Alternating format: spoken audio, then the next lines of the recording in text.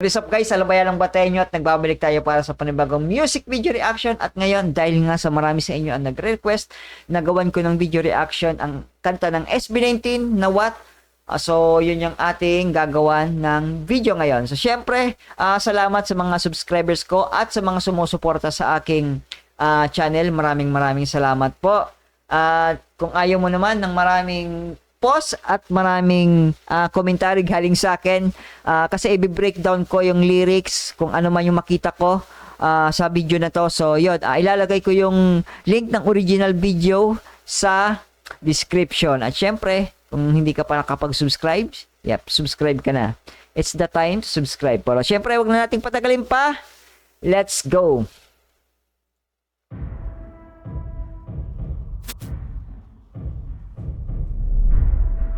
Okay.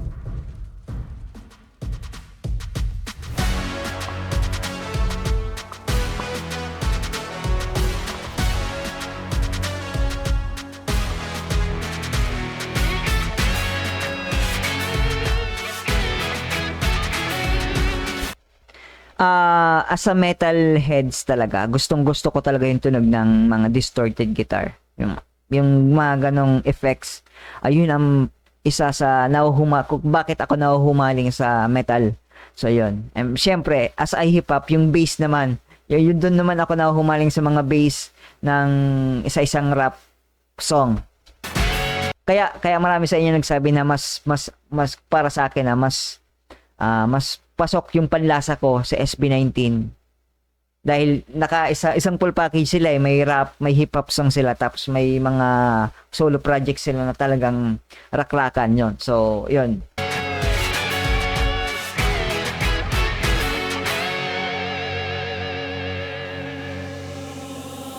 Nagsimula no, pero wala na akong balak na tapusin. Di ibig sabihin, pag di tinapos ako'y hinto na rin.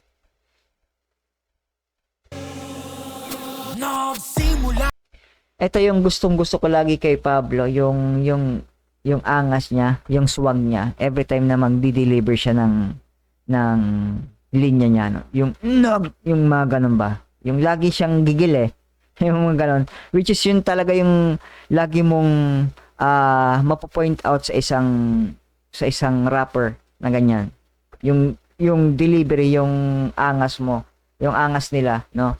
Pero wala na akong balak na tapusin. Di ibig sabihin, pag di tinapos ako'y hinto na rin. Facts. Ibig sabihin, may mga bagay tayo na laging may mga bagay tayong ginagawa na minsan itinitigil muna natin to give priority to others. Pero hindi yun ibig sabihin na tapos na yun, parang hanggang doon na lang. Hindi. May mga kailangan lang talaga tayong i-prioritize na mga bagay na kailangan nating gawin, no? Yun yung sinasabi dito ni Pablo na, kumbaga, para sa akin yung perspective ko na parang yun, may mga bagay talaga tayong ginagawa. Madalas naman may ganun, parang ihinto lang natin yung isang bagay na ginagawa natin currently para bigyan ng priority yung mga mas importanteng bagay, no? So, yun yung ano dito ni Pablo, which is true naman sa lahat. Sa lahat ng tao, sa lahat ng pagkakataon, true naman yan. Alam ko naman na di ako magaling. Got no best with only you, please. Tapos yung pag-transition niya from Tagalog words to English words, men, sobrang solid lagi. Sobrang smooth. Di ako magaling. Got no best with only you, please. Destinies will be better. Lahat ng aking basura, pupulutin lahat. Ken, my God. Ken, pare. Ganun yung boses mo, men. God. Hindi ko expected yung last syllable sa linya na to. Lahat ng aking basura. alam mo yung naalala ko dun sa yung alam mo yung sa yung sa dako, yung sa daring. Ganun eh, ganun yung effect eh. Yung pag ganun, man, Pablo, Ken, my guy, man. What? Destinies will be better. Lahat ng aking basura, pupulutin lahat ng kahit Oh, oh my God, man! Ah,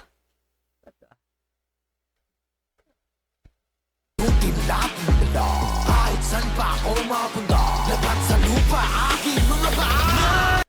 oh man. Plus yung lyrics niya pa dito, lahat ng aking basura. Lahat ng aking basura,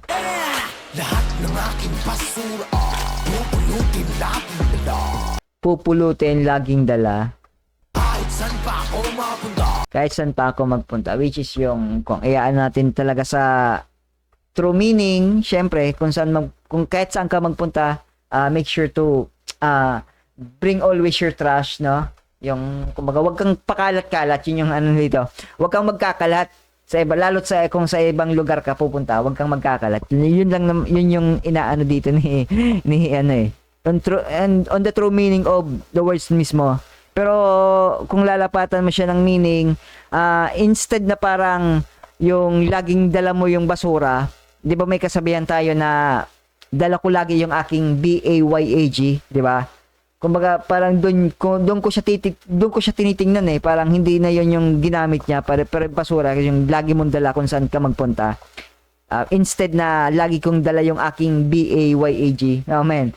Ganun ko siya kung ganun ko siya nakikita. labat sa lupa, aking mga paa. Mahiwaga bawat nakasarang bintana sa akin. Tapos eto naman si Justin, after that maastig na delivery ni Pablo and ni Ken.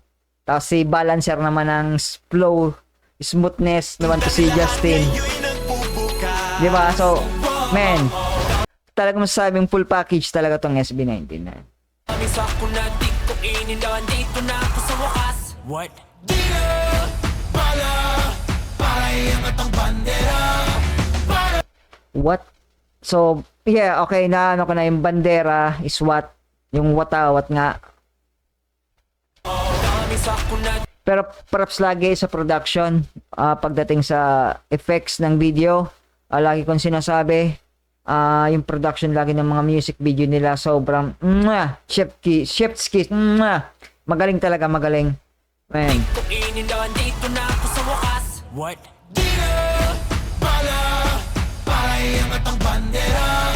Para nasa puso niyo na ata tama. Di na bala ang tatama, parang inaano sila, di na bala, hindi violence ang sagot para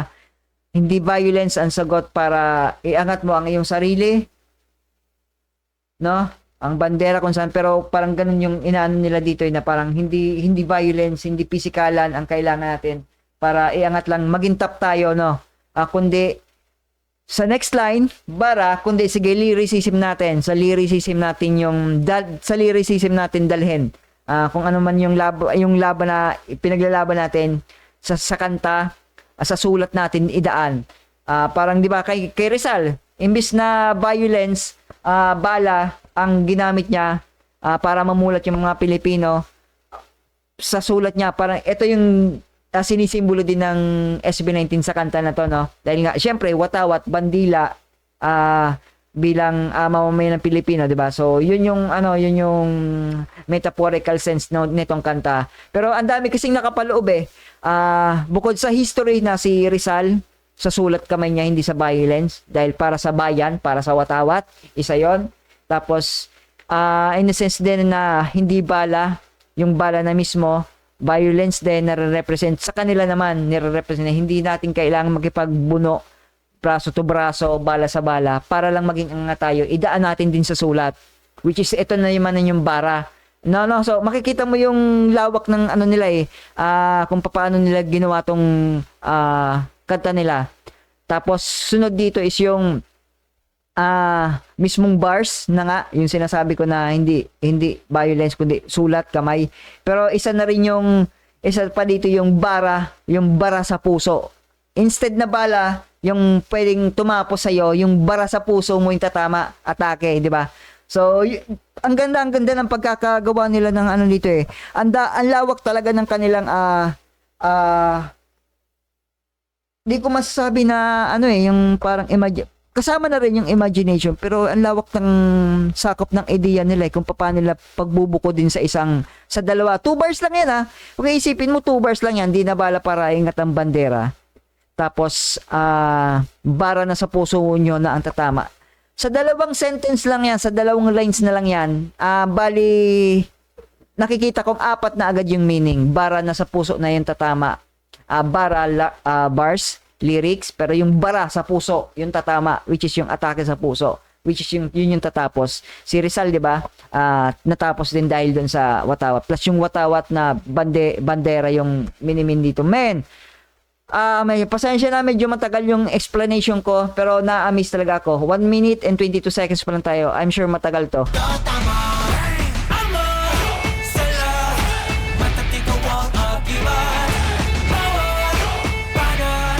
Men.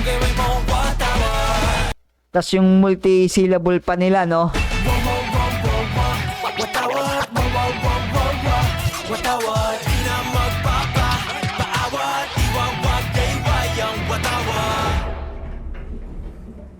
God. Pare-pares lang tayo may pagkakaiba, diba? Ika nila, ibang mundo nakikita niya. Mabuting iba, di gaya nila. Pikit ang mata, ang tama wala. Ha? 20-20 Paulit. Oh my God, Josh. My boy Josh. Hindi ko expected yung yung paglabas niya ng elevator. Imaginein mo na, paglabas niya ng elevator, biglang pasok. 'Di ba? Labas, pagbukas ng elevator, paglabas ng elevator. Tama ba? Ewan ko, nagugulan ako dahil dito kay Josh eh. Man, alam niya meaning, alam niya na ibig sabihin. Ika nila, ibang mundo nakikita niya. Mabuting iba, di gaya nila. Pikit ang mata, ang tama wala. Ha? 20-20 Paulit-ulit, intelihente. Subalit ngunit, basagang lente. Oh my God. Boy! Ting iba, di gaya nila. Pikit ang mata, ang tama wala. Pikit ang mata, ang tama wala. Oh, obviously, I think he talks about something politics, syempre, na kung sino yung tama. Kung sino yung tama, yun yung magpipikit mata. Pinipikit ang mata sa tamang sitwasyon, mga ganon. 20-20 paulit-ulit kasi yung 20 inulit niya. Oh my God. 20-20 paulit-ulit kasi nga inulit niya yung 20. Okay, intelihente, which nagre-rhyme din. Subalit ngunit.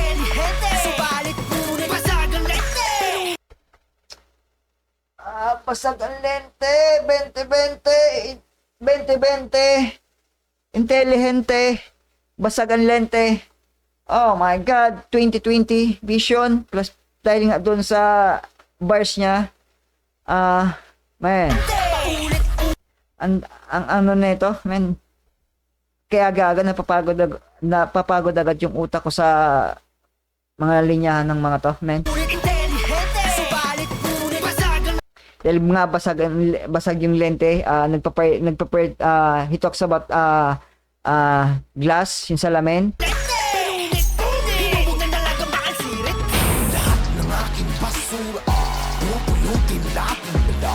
Oh my God, Ken!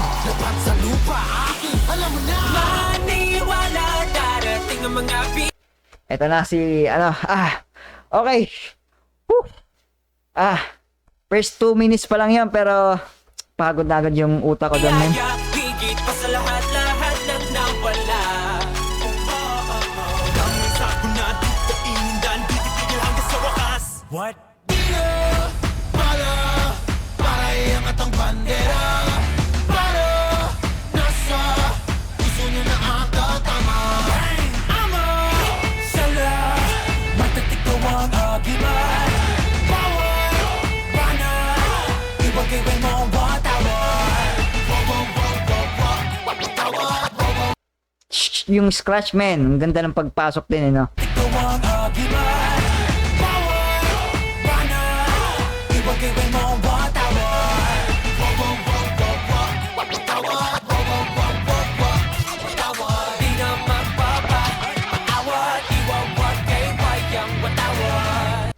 Di na magpapaawat. Yeah. Sa ngayon sa ngayon nakikita ko yung SB19 malayo pa ang tatakbuhin ng career nila. Siyempre dahil sa dami na rin ng fans nila around the world. Pero yung consistency nila sa paggawa ng sulat andon.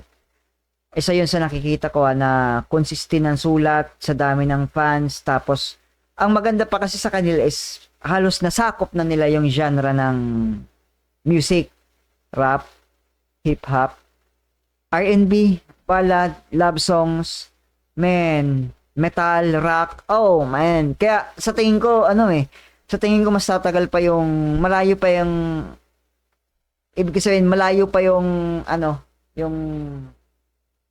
tatakbuhin ng kanilang career. Kung tatagal pa sila sa industriyang to. No? Dahil nga, sakop na nila eh. Lahat ng genre may fans sila eh. Ako na lang example ko na lang sa akin eh. Hindi ako interesado sa SB19 before. Totoo 'yan, hindi ako interesado pero nang marinig ko yung kanta nila, nagmula sa isa, pumangalawang kanta hanggang sa ngayon, andito na ako na talagang na-amaze ako sa skill nila pagdating sa sulat.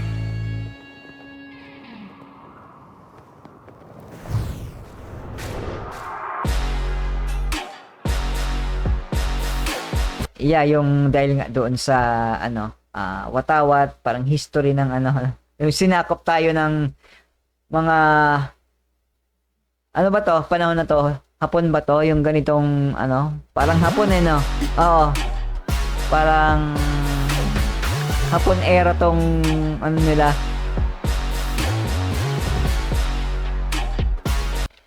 Dati trip ko din yung na-amaze ako sa mga dancer doon sa amin sa barangay namin. Amaze ako pag kumaganyan sila.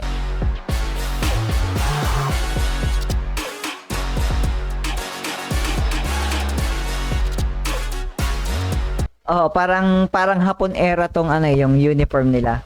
Ano ba to, yung mga gwardiya sibil ba to? Parang mga gwardiya sibil sila dito no? Bagay maging actor si Josh dito tingnan mo, hapon.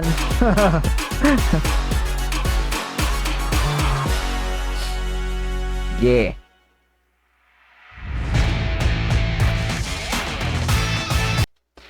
Pogi talaga ni Justin ng walang hiya. Huwag mo sabihin sa'kin kung anong aking dapat gawin. Di naman kayo natutong makinig.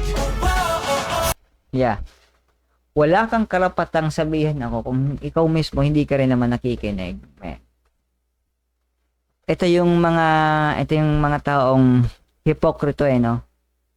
Hipokrita na sila mismo hindi nila ginagawa yung mga sinasabi nila. Pas sa mga taong gano'n. Dali ng hangin ang aking yagit, suot pa rin magpapanggap na ako pero hindi. Sakto na, dito na ako sa wakas.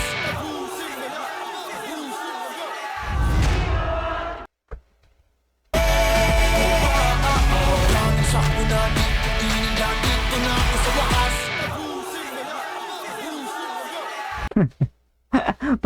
parang yung sa Ghost Fighter, tapusin. Ganun yung narinig ko sa background Tapusin. Ganun yung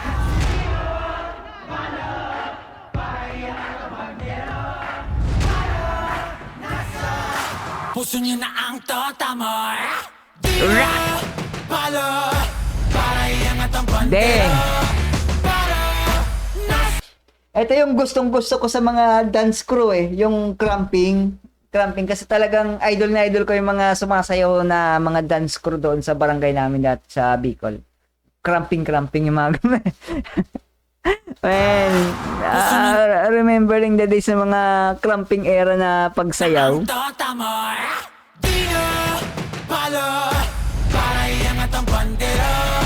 Para nasa puso niyo na ang totamor. Bang! Amor, sala, ba't ikaw ang nag-iba?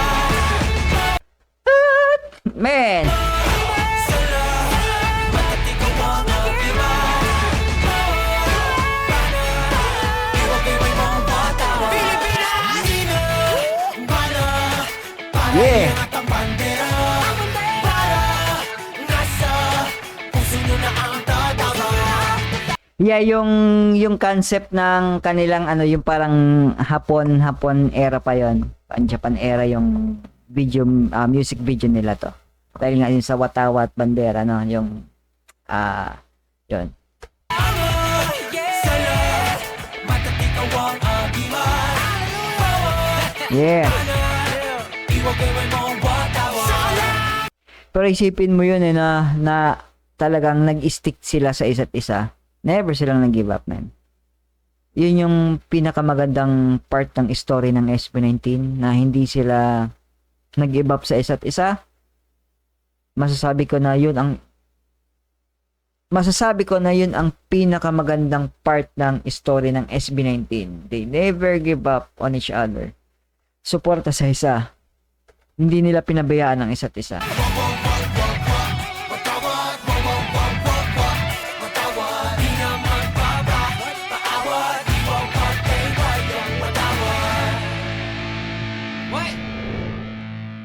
Okay, so okay.